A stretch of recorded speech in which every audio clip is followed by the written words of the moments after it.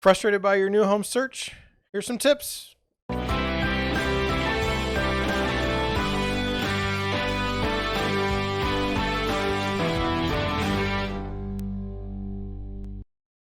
Good afternoon.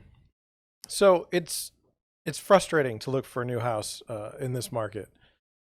There's all kinds of twists and turns. Things are definitely not geared towards the buyer, and that just causes a tremendous amount of frustration. And I feel it as a buyer's agent. And I feel bad for my buyers. I get it. I understand what's going on, and so I wanted to put some tips together and some thoughts together on kind of how to look at things during the process, and maybe some of these things will help you in your frustration in finding that perfect home for you. So, number one, the number one thing is, like, remember your original reason for purchasing a home. As the search for a new home goes on and on, buyers start to forget the reasons why they wanted to buy a home in the first place. A new job, a new partner, a new addition to the family. All of these reasons are joyous events in one's life. When it comes to finding a house, sometimes buyers will forget why they started looking in the first place. Complacency sets in, and then disgust.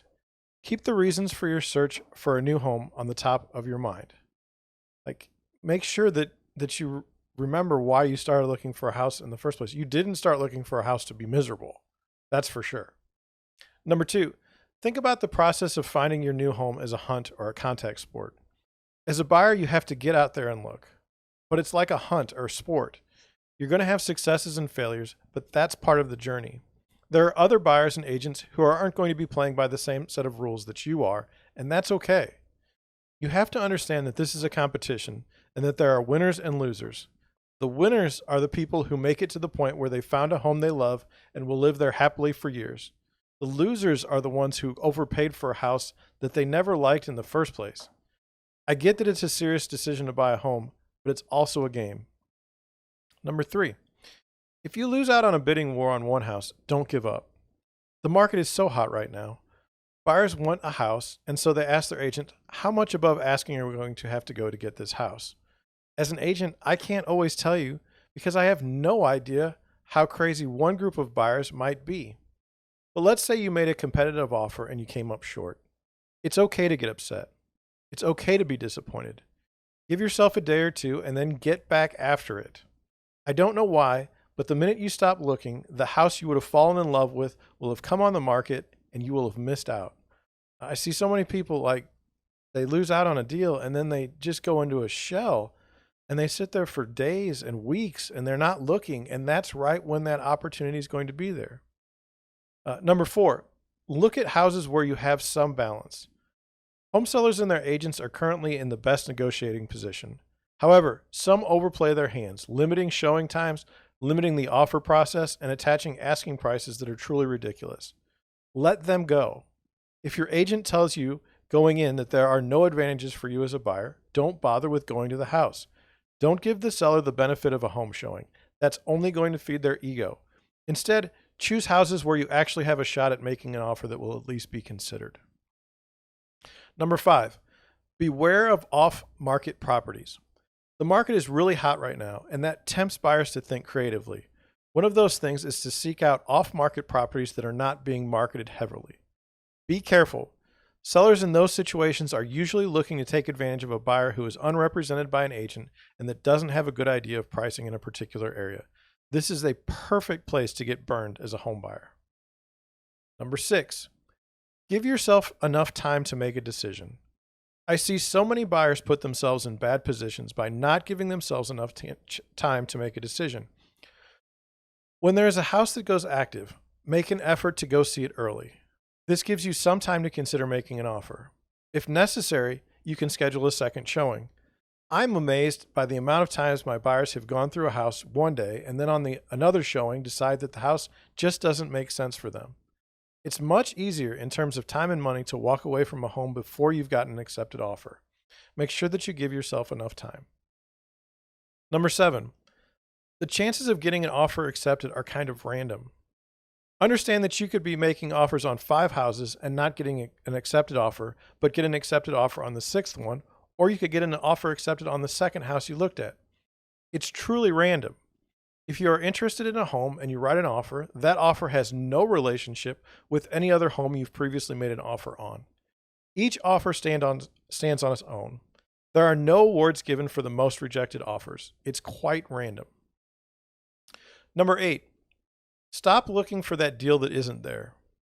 I see so many buyers look at houses, then go to Zillow, and then see if the house where the asking price is lower than the Zestimate. They're convinced that this house is a deal and that they're the only ones who know about it. In this market, there are so many eyeballs on a house that there are no deals. The Zestimate isn't nearly as accurate as the people who walk through the house making offers on it. So, you know, the market determines the price. The Zestimate has nothing to do with it, and you're not getting a deal. And I know that pains some people. They really only want to buy things when it's a deal. In this market, it's not happening. Number 9, you should set a limit on your asking price before you make an offer. When you've looked at a bunch of houses in a particular area and you've seen relevant comps, set a limit on your offer. If you don't get the house at the price you've offered, allow yourself to move on confident in the fact that you made your best offer. I see so many uninformed buyers making crazy offers on houses. These buyers are playing a game to see how stupid of an offer they can make. That should not be the game you're playing. When you have a comfort level with your offer price, it's much easier if you do lose on a multiple offer situation because you had some idea about what your comfort level is. Sometimes deals just don't make sense. Number 10, if you do buy a house as is, at least get it inspected so that you know what you're getting yourself into. You should always get a home inspection as a buyer.